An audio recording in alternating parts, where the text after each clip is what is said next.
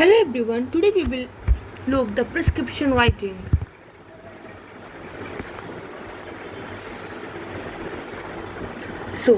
सबसे पहले प्रिस्क्रिप्शन का सबसे इम्पॉर्टेंट जो थिंग होता है जो कि होना चाहिए that is the features of prescription. Features तो क्या क्या फीचर्स होना चाहिए, जैसे कि इसमें 4 फीचर्स तो होना ही होना चाहिए. सबसे पहला कि जो प्रिस्क्रिप्शन होना चाहिए उसका लेजिबल हैंड राइटिंग होना चाहिए ताकि कोई भी उसे पढ़ सके. सेकेंड में वो ब्लॉक लेटर्स में होना चाहिए. थर्ड में हमें एब्रिविएशन का यूज़ नहीं करना है. और एक और फोर्थ में हमें डेसिमल्स को यूज़ नहीं करना है. ठीक है ना. I will give the example. And fifth is the minimum number of medicine we have to give. So let me write. तो यहाँ पे मैंने लिख दिया 3. एक तो लेजिबल हैंड राइटिंग होना चाहिए, एक ब्लॉक लेटर्स में होना चाहिए. ठीक है ना. और हमें एब्रिविएशन को अवॉइड करना है, हमें एब्रिविएशन नहीं यूज़ करना है. जैसे कि एग्जाम्पल OD, BD, ठीक है ना, ये सब यूज़ नहीं करना. और हमें ड्रग्स को शॉर्ट फॉर्म में भी नहीं रखना है. Drug not in the short form. जैसे कि पैरासीटामोल को पता चले हम PCM लिख रहे हैं, दिस इज़ रॉन्ग. ठीक है. Right paracetamol. ओके. उसके बाद हमें डेसिमल्स को अवॉइड करना है. Avoid decimal. जैसे कि 0.5 mg करेक्ट, सही है. ठीक है. बट अगर आप 0.0 mg बस लिखोगे दैट इज़ इनकरेक्ट. ठीक है.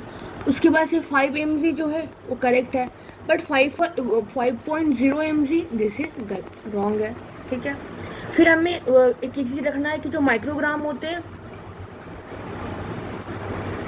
वो रिटन होना चाहिए as mcg, not as μg. ठीक है. उसके बाद हमें एक और पॉइंट, आप ये तो सबको ही कोई ये होना चाहिए कि मिनिमम नंबर ऑफ मेडिसिन तो हमें लिखना ही है. भर भर की मेडिसिन हमें नहीं लिखना है. तो this was some of the features of prescription. Now हम लिखेंगे parts of prescription. Parts of prescription. अगर पार्ट्स ऑफ प्रिस्क्रिप्शन की बात करते हो तो इसमें बहुत मतलब 5 पार्ट्स बेसिकली आते हैं. सुपरस्क्रिप्शन, इंस्क्रिप्शन, सबस्क्रिप्शन, ट्रांसक्रिप्शन, उसके बाद सिग्नेचर ऑफ क्लिनिशियन. ठीक है. तो जैसे आप लिखते हो सुपरस्क्रिप्शन. ठीक है. उसके बाद मैंने क्या बोला था, inscription, subscription, transcription and signature of clinician with date. तो अगर हम सुपरस्क्रिप्शन की बात करते हैं तो इसमें हमें पहले तो नेम, डॉक्टर का नेम. ठीक है. डिग्री ऑफ डॉक्टर हमें लिखना होगा. फिर रजिस्ट्रेशन नंबर, देन एड्रेस, कहाँ पे देख रहे हैं, देन कॉन्टैक्ट डिटेल किसका, ऑफ डॉक्टर. ठीक है. उसके बाद हमें पेशेंट का लिखना होगा, पेशेंट. ठीक है. Patient detail. उसके बाद पेशेंट का मतलब डेट, टाइम. ठीक है ना. उसका कोई ID नंबर है जिससे आप पेशेंट को पहचानने में ईजी हो रहा हो. After that RX, what is the diagnosis, ये सब आप जो लिखते हो उसमें आता है. उसके बाद second thing is inscription. Inscription की बात करें तो इसमें हम लोग ड्रग नेम लिखते हैं, but drug name should be in capital letter. ठीक है. Drug name. फिर हमें डोज फॉर्म लिखना है, तो पूरा का पूरा स्टेटमेंट फुल में लिखना है. कैसे हम रूट ऑफ एडमिनिस्टर उसको कर रहे हैं उस ड्रग को, उसको भी लिखना है, रूट ऑफ एडमिनिस्ट्रेशन. ठीक है. ये मतलब कि इंस्क्रिप्शन की पार्ट है. ठीक है. और इसी को हम लोग बोलते हैं body of prescription. Body of prescription. ठीक है. ये हो गया. उसके बाद थर्ड की अगर हम लोग बात करें देयर इज सब्सक्रिप्शन. ये हम बेसिकली देते हैं कमांड. किसको? Command to pharmacist. ठीक है. और इसमें हमें लिखना होता है कि ड्रग को कितना देना है, हाउ मच, और कितने टाइम तक, हाउ लॉन्ग. उसके बाद फोर्थ में आता है transcription. And this is command to patient. किसको कमांड देना होता है? Command to patient. उसके बाद हमें देना है signature of clinician, clinical with date, मतलब डॉक्टर का. ठीक है ना, साइन डेट के साथ. इस बस कि हम प्रिस्क्रिप्शन कैसे लिखते हैं. अब let me give you example कि हम प्रिस्क्रिप्शन कैसे लिखेंगे. Let us take of example of a prescription. जिसमें हमें करेक्ट लेजिबल जेनरिक प्रिस्क्रिप्शन लिखना है, जो कि एडल्ट है और सफ़र कर रहा है, patient suffering from uncomplicated, because we are अभी बहुत छोटे छोटे हैं हम अभी, तो हमें सिर्फ याद करना है अनकॉम्प्लिकेटेड टाइफाइड या फिर एंटेरिक फीवर, ठीक है। तो इसमें भी सबसे पहले हम वही करेंगे, डॉक्टर का नाम लिखेंगे मिस्टर XXX, फिर हम लिखेंगे MBBS MD, then let's suppose AIIMS, ठीक है, जहाँ का भी एम्स हो। उसके बाद हम लिखेंगे registration number of the doctor, like 153928 and dash dash dash, ठीक है। फिर मोबाइल नंबर 9521, कुछ भी, एनीथिंग, ठीक है, नंबर दे दिया हमें डॉक्टर का। उसके बाद पेशेंट डिटेल, ठीक है। तो इसमें हम लोग क्या लिखेंगे, जैसे पेशेंट आए, ठीक है, उसमें हम लिख रहे हैं मिस्टर अमित, ठीक है, मान लीजिए 42 ईयर्स है, male, then address is bla bla bla, then mobile number, okay, then date. अब हमें लिखना है RX, okay.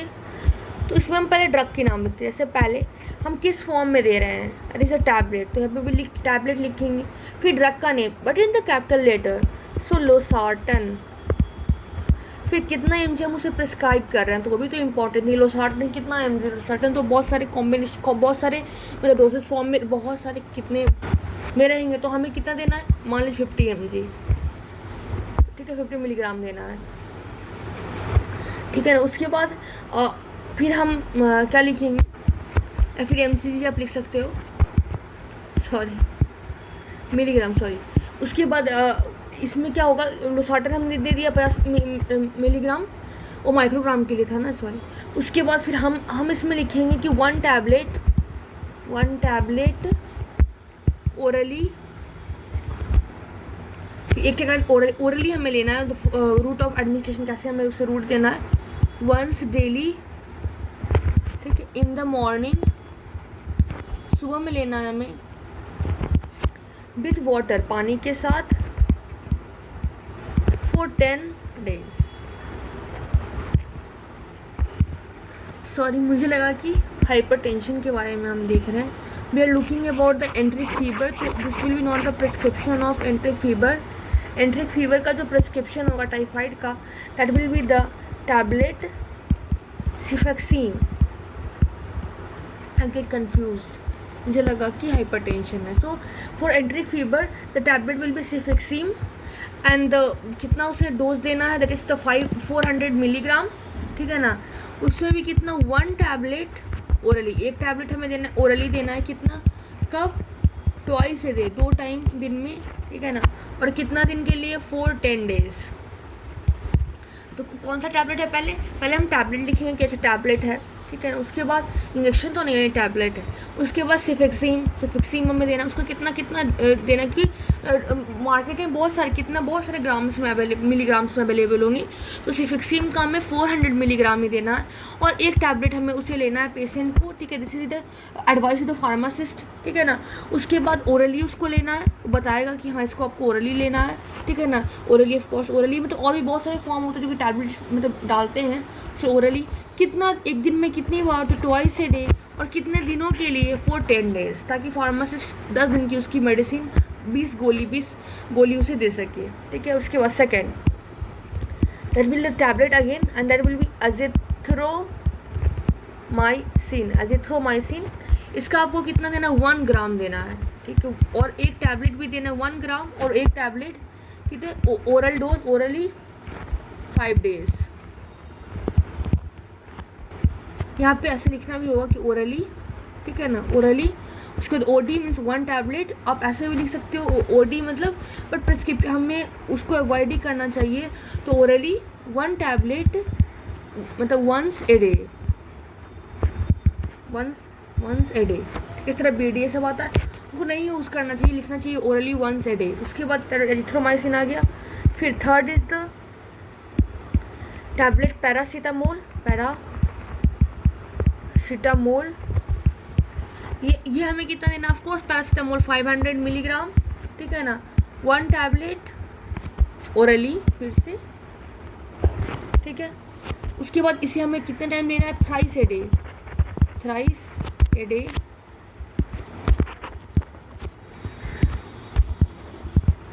Thrice a day कितने दिनों के लिए, for 3 days, okay. And then इसको मतलब कंटिन्यू आपको करना if temperature is 100 Fahrenheit, okay. तो क्या इसमें आगे टैबलेट सिफिक्सिम 400 mg, जो कि एक टैबलेट आपको ओरली लेना है ट्वाइस ए डे 10 दिनों के लिए।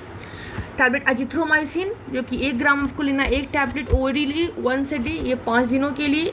टैबलेट पैरासीटामोल, जो कि 500 mg 1 टैबलेट ओरली लेना है थ्राइस ए डे 3 दिनों के लिए, और कंटिन्यू करना है अगर टेम्परेचर 100 फ़ारेनहाइट रहे। उसके बाद हम एडवाइस टू द पेशेंट भी तो हम कुछ देंगे। Fourth will be the take proper rest, ठीक है। उसके बाद fifth is the maintain hydration. उसके बाद 6 is the take bland and soft easily digestible diet. और इसके बाद हमें साइन कर देना और डेट आज जितना भी है, ठीक है, उसको आपको लिख देना है। जैसे आज मान लीजिए 25/8 है, ठीक है ना, इस तरह से आपको लिख देना है। तो this will be the short and important prescription of the entry fever. अब ड्रग्स का नेम आपको याद रखना होगा। सिफिक्सिम 400 mg आपको 2 बार देना है 10 दिनों के लिए। एजिथ्रोमाइसिन आपको 1 ग्राम एक टैबलेट का 1 डे देना है 5 दिनों के लिए। पैरासीटामोल 500 mg देना है 1 tablet orally thrice a day for 3 days। उसके बाद कंटिन्यू रखना है अगर टेम्परेचर 100 फ़ारेनहाइट ही रहा तो। अब और भी प्रिस्क्रिप्शन हम देखते हैं। Let us right the prescription of example is an adult. इसमें वेट इंपॉर्टेंट होता तो है भी हम writing 60 kg suffering from pulmonary TB, ठीक है। इसमें भी फिर वही पेशेंट एंड ऑल दैट। तो let me copy from here.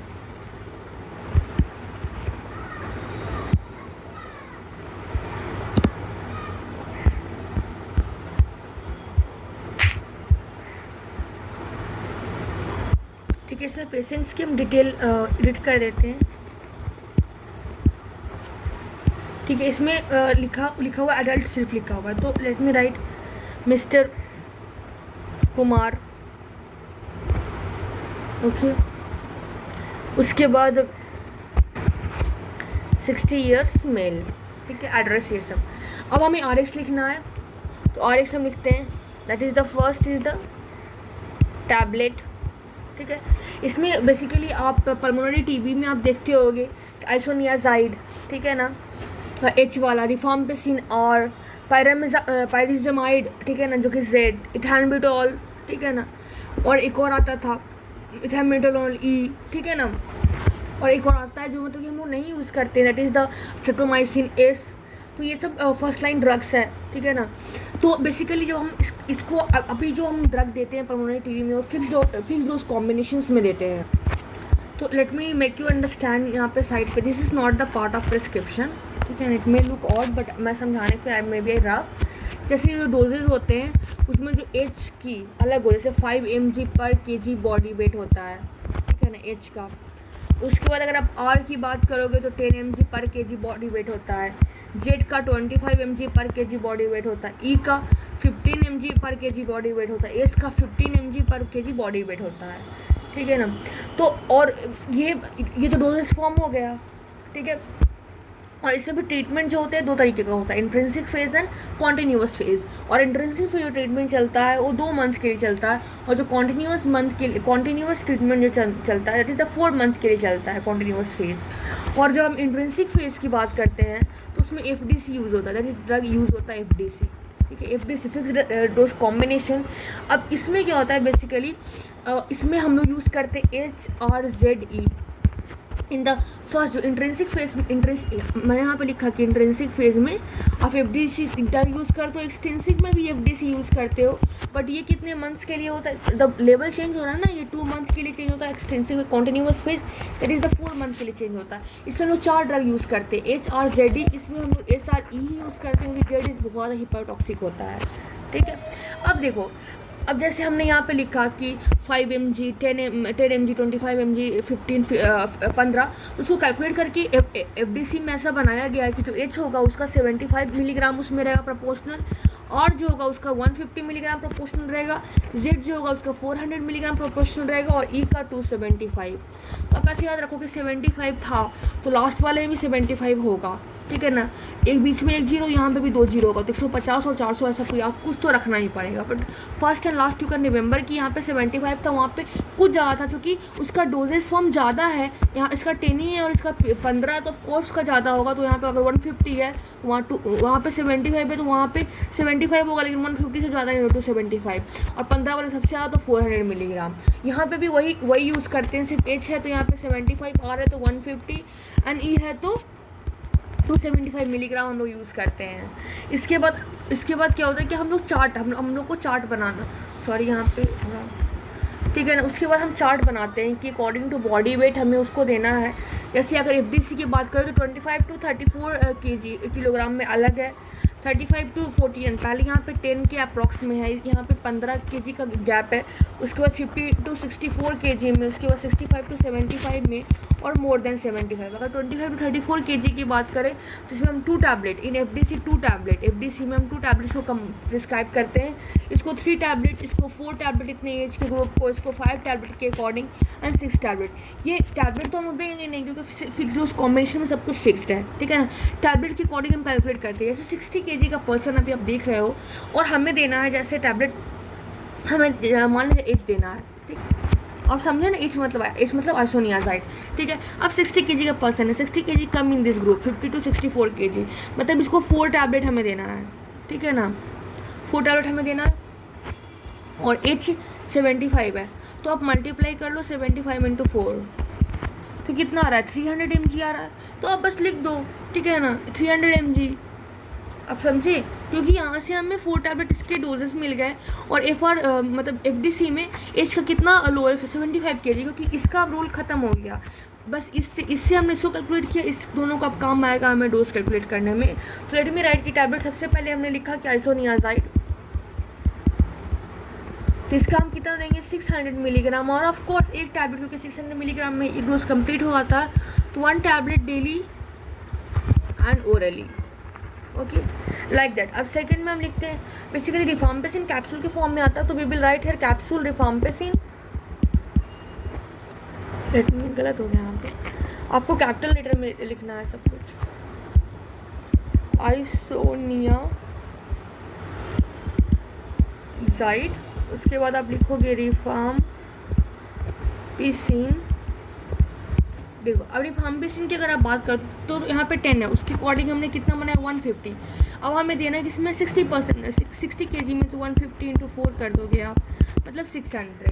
ठीक है, तो यहाँ पे बस लिख दो 600 मिलीग्राम, 1 कैप्सूल आपको लेना है, बट इट इज़ इम्पॉर्टेंट यहाँ पे लिखना एम्प्टी स्टमक, बिकॉज इसे हमें एम्प्टी स्टमक में ही लेना होता है। उसके बाद third is the tablet pyrazinamide. ठीक है, अब इसमें आप देख लो, इसमें आपको 400 mg के अकॉर्डिंग 4 टैबलेट आपको देना है। ठीक है ना, तो 400 × 4 160, मतलब 1600। अब इतना mg अगर मैं दे नहीं सकती, इसलिए इसको हम लोग 2 पार्ट में डिवाइड करते हैं, दैट इज़ द 760 mg। ठीक है, अब यहाँ पे क्या होता है 2 tablet daily and it is also orally. उसके बाद फोर्थ में क्या होता है, दैट इज़ अ टैबलेट इथैम्ब्यूटॉल। ठीक है, अब इसमें आप कैलकुलेट करो, इसका 275 × 4 करोगे। ठीक है, तो यहाँ पे 900 mg आता है, तो आप लिखोगे 900 mg 1 tablet daily and that is also orally. अब क्या होता है, ये सब साइड इफ़ेक्ट कर देता है दैट इज़ न्यूरोटॉक्सिक होता है, इसलिए हम लोग पेशेंट को टैबलेट एक देते हैं that is called as pyridoxine, ठीक है ना। या तो 10 mg या तो 100 mg देते हैं, 10 mg daily and this is also orally. फिर हम लिखेंगे कि फॉलो अप, क्योंकि हमें 2 मंथ तक कंटिन्यू करना है, तो follow up after 2 month and then we will sign here, ठीक है। 25/08/2020 this was the thing, it was the prescription about pulmonary TB. Now अब हम एक और प्रिस्क्रिप्शन देखते हैं लेप्रोसी का। So let me write about the prescription of an adult, ठीक है ना, सफरिंग फ्रॉम लेप्रोसी। इसमें हम लोग 2 तरह का देखते हैं, एक पॉसीबैसिलरी और एक होता है मल्टीबैसिलरी। अगर मैं थोड़ा सा बता दूं पॉसीबैसिलरी और मल्टीबैसिलरी का डिफरेंस क्या है, तो बेसिकली पॉसीबैसिलरी और multi type of bacillary type of leprosy, ये बेसिकली NLEP क्लासिफिकेशन है लेप्रोसी का, जिसको डिवाइड करा गया है। अगर पॉसीबैसिलरी की अगर आप बात करते हो तो मल्टी मीन्स क्या हो गया, बहुत ज़्यादा, पॉसी मीन्स थोड़ा कम, इसका मतलब। तो पॉसीबैसिलरी जो है उसमें जो स्किन लीजन्स होंगे वो 1 to 5 स्किन लीजन्स होंगे, और इसमें कोई भी नर्व या फिर सिर्फ एक नर्व इन्वॉल्व होगा, कोई भी नर्व इन्वॉल्व नहीं होगा या फिर एक नर्व इन्वॉल्व होगा, ठीक है ना। 1 से 5 स्किन लीजन्स होगा, और जो स्किन स्मीयर उन्होंने लेते हैं तो सारे के सारे साइड्स पे निगेटिव होता है। और मल्टीबैसिलरी लेप्रोसी में फिर क्या होगा, मतलब कि 6 से ज़्यादा लीजन होगा, 1 से ज़्यादा नर्व इन्वॉल्व होगा, ठीक है ना। और मतलब कि बहुत सारा नंबर ऑफ स्किन लीजन्स हो सकते हैं, और स्किन स्मीयर अगर हम टेस्ट करते हैं तो किसी ने एक साइड पे पॉजिटिव मिलेगा ही मिलेगा, इसका मतलब मल्टीबैसिलरी ज़्यादा बड़ा चीज़ है, ठीक है। तो अब फिर हम ट्रीटमेंट लिखते हैं। फर्स्ट लेट में कॉपी पेस्ट दैट, ठीक है ना। इसमें जैसे हमने लिख दिया चिंटू, ठीक है। उसके बाद अब हम RX लिखते हैं। तो बेसिकली इसमें भी अगर मैं बता दूँ, अभी मैं बोल ही देती हूँ कि इसमें भी आता है क्या, लेट मी राइट हेयर, इसमें भी एक ये आता है that is called as multi, ये प्रिस्क्रिप्शन का पार्ट नहीं है, that I am telling you अलग से, that is the multi drug therapy आता है, ठीक है ना। That is the MDT of leprosy, ठीक है ना। तो अगर मल्टीबैसिलरी और पॉसीबैसिलरी का अलग अलग होता है, बेसिकली इसमें हम लोग जो ड्रग कंबाइन करते हैं उसमें 3 और 2 का होता है, कि अगर मल्टीबैसिलरी ज़्यादा वाला है, मल्टीबैसिलरी एक होता है पॉसीबैसिलरी, तो मल्टीबैसिलरी में हम लोग देते हैं रिफाम्पेसिन, ठीक है ना। उसके बाद एक देते हैं डैप्सोन और एक देते हैं क्लोफाजीम, ठीक है। अगर वो मल्टीबैसिलरी की बात करते हो तो आप 600 mg देते हो, इसमें भी 600 mg देते हो, और डैप्सोन जो है इसमें 100 mg देते हो, और इसमें या तो आप 300 mg देते हो या तो आप 50 mg डेली, ठीक है ना। तो ऐसे ही हम अभी लिखते हैं, ठीक है। RX में सबसे पहले यहीं पे मैं दोनों का कंबाइन कर दूंगी, मल्टीबैसिलरी और पॉसीबैसिलरी। तो RX अगर हमें मल्टीबैसिलरी का लिखना हो तो इसमें हम लोग लिखेंगे सबसे पहले कि फर्स्ट हमें पता है रिफाम्पेसिन का क्या है, कैप्सूल है, तो हम लिखेंगे कैप्सूल दैट इज रिफाम्पेसिन, और इसका कितना होगा 600 mg, ठीक है। और हम इसका लिख देंगे कितना 1 capsule, and that will be the orally and once a month, हमें मंथ में एक बार देना है, और हमें इसको कहाँ पे देना है, डॉक्टर के सामने देना है, ठीक है ना। तो 1 मंथ ये तो हमें पता ही है पहले से कि empty stomach, but it is supervised, okay, ठीक है। यहाँ पे मैंने एक चीज़ बताना भूल गए कि इसका जो ट्रीटमेंट मल्टीबैसिलरी का 12 मंथ चलता है और इसका 6 मंथ चलता है, हाफ, ठीक है। ये हो गया। अब second is the tablet that is the dapsone, इसका कितना है 100 मिलीग्राम है, इसका हम लोग कितना देते हैं 1 टैबलेट देते हैं, दैट इज़ द ओरली, और उसको डेली देते हैं, ठीक है। और अब फिर हम लिखेंगे कि अगर मल्टीबैसिलरी का ही लिख देते हैं, ठीक है। डैप्सोन 1 टैबलेट ओरली डेली हमें देना है, ठीक है। और उसके बाद थर्ड में टैबलेट दैट इज क्लोफाजिमीन, ठीक है। ये मल्टीबैसिलरी में ये तो हम लोग 100 mg दे दिया, एक टैबलेट ओरली डेली। क्लोफामाजीन भी देते हैं, that is the 300 mg, 1 tablet orally. लेकिन अगर हम लोग 300 mg दे रहे हैं क्लोफाजिमीन का, तो 1 टैबलेट ओरली जो देते हैं that is the once a month under supervision. या और हम लोग क्या करेंगे, टैबलेट हम देंगे क्लोफाजिमीन, लेकिन हम लोग इसका देंगे 50 mg, 1 tablet orally once daily, ठीक है। तो एक टैबलेट हमें डेली देना है, ठीक है, orally. It is the case of multibacillary. अगर हम लोग इसी में अगर हम लोग लिखते हैं पॉसीबैसिलरी, दैट इज़ द पॉसीबैसिलरी, तो इसमें सिर्फ जो एबव 2 ट्रीटमेंट है हम लिख देते हैं। और यहाँ पे आप लिखो ये कि contact after continue the treatment,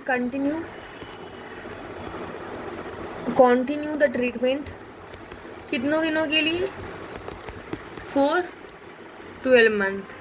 अगर हम लोग पॉसीबैसिलरी की बात करते हैं तो पॉसीबैसिलरी में एक होता है, सबसे पहले हम लोग देते हैं capsule, that is the rifampicin, and this is the 600 mg, 1 capsule orally, and this is once a month, and this is the empty stomach, and this is supervised. Second is tablet Dapsone, and this is the 100 mg and 1 tablet orally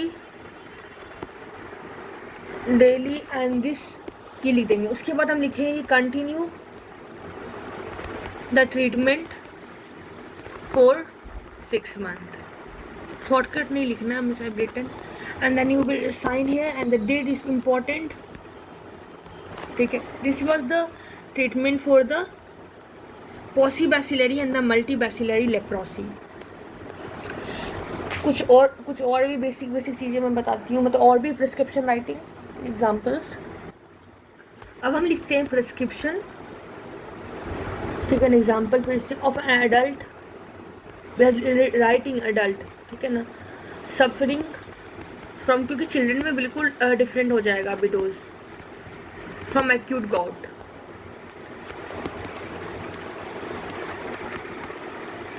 ठीक है, इसमें भी फिर से हम वही copy paste करेंगे, we will do here, ठीक है ना। अब डेट हमने लिखी। अब उसके बाद इसका हम लोग RX कैसे बनाएंगे, RX will be first we will give the tablet, acute gout है तो indomethacin, and this will be 25 milligram, and this will be the 2 tablet twice a day for 4 days, और 1 tablet thrice a day for 3 days। तो indomethacin NSAIDs में आते हैं, तो इसका हम लोग डोज आता है कि 20 to 40 मिलीग्राम आपको देना होता है, तो हमने 25 मिलीग्राम लिखा, और हमने लिखा 2 tablet twice a day, 2 tablet twice a day कितने दिनों के लिए, 4 डे के लिए, या तो 1 tablet thrice a day for 3 day. 2 tablet हमें ट्वाइस लेना है 4 दिनों के लिए, या तो 1 tablet thrice a day for 3 days. उसके बाद सेकेंड हम डबल लिखेंगे टैबलेट कॉल्चिसिन, बट कॉल्चिसिन में ये होता है कि हम मैक्सिमम 6 डोजेज पर डे दे सकते हैं, तो हम लिखेंगे 0.5 mg ऑन 3 आवर इंटरवल, और मैक्सिमम मतलब 4 डोजेज हो सकते हैं, 4 डोजेज डेली, एक दिनों में 4 डोज फॉर 3 to 5 डे। उसके बाद हमें डिसकंटिन्यू कर देना है, तब भी अगर ठीक नहीं होता तो हम 1 सप्ताह के बाद चलाते हैं, क्योंकि हमें मैक्सिमम कितना देना है 6 mg, तो हम कम ही रखते हैं, ठीक है, 4 डोज देते 0.5 mg, ठीक है। उसके बाद थर्ड हम लिख सकते हैं जैसे टैबलेट पेंटोप्राजोल, इसको भी हमें कैपिटल लेटर में लिखना है, सॉरी, कॉल्चिसिन, सेम पेंटोप्राजोल, ठीक है, और इसमें हमें कितना देना है 40 मिलीग्राम, ठीक है ना, 1 टैबलेट 1 a डे, और कितनों दिनों के लिए, फॉर 5 to 7 days। ये हो गया। फिर हम पेशेंट को भी एडवाइस देंगे कि क्या क्या, क्योंकि इसमें पेशेंट को एडवाइस देना बनता है, तो यहाँ पे भी लिखेंगे। तो कौन कौन सा टैबलेट है आप याद कर लो। Indomethacin that is 25 milligram, 2 tablet twice a day for 4 days, या फिर 1 tablet thrice a day for 3 days, ठीक है। 2 2 4 1 3 3, ठीक है। टैबलेट कॉल्चिसिन जो कि 0.5 मिलीग्राम देना है on 3 hour interval, that is 4 doses daily for 3 to 5 days, और पेंटोप्राजोल देना है जो कि 1 tablet 1 a day for 5 to 7 days। उसके बाद आपको इसको पेशेंट को एडवाइस कैसे देना है, ऐसे फोर्थ में आप लिख सकते हो, ठीक है ना। रेस्ट टू अफेक्टेड जॉइंट, उसके बाद हमें वहाँ पे आइस पैक एप्लीकेशन करवाना है, आइस पैक एप्लीकेशन, ठीक है ना। Then take plenty of water, take plenty of water. Fourth में अवॉइड हाई प्रोटीन डाइट, ठीक है। हमें फ्रक्टोज को रिड्यूस करना, that is the reduce fructose and no alcohol. उसके बाद हमें फॉलो अप करना है on 7 day for assessment and follow up, ठीक है। Report on 7 days of assessment and follow up treatment, ठीक है। उसके बाद हमें साइन कर लेना है। एक और प्रिस्क्रिप्शन देखते हैं, जैसे एग्जांपल्स में prescription for an adult, for a adult who is suffering from chronic gout.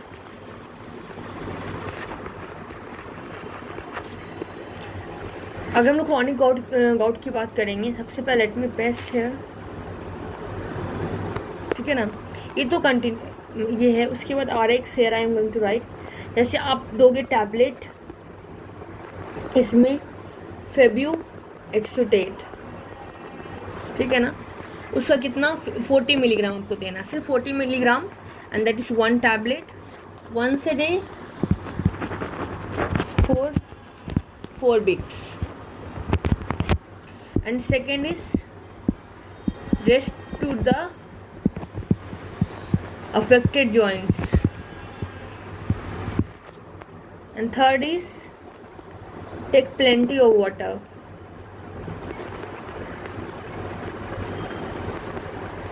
और इसमें भी वही सब लिखना है, वेट को कम करना, प्रोटीन डाइट कम करना, फ्रक्टोज को रिड्यूस करना, अल्कोहल को रिड्यूस करना, and then report after 4 week for assessment and follow up treatment.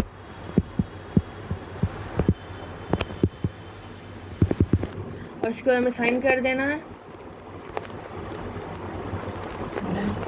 इस बार सम प्रिस्क्रिप्शन एंड ओवरव्यू कि कैसे आपको प्रिस्क्रिप्शन लिखना है। I hope you all get it. Thank you everyone.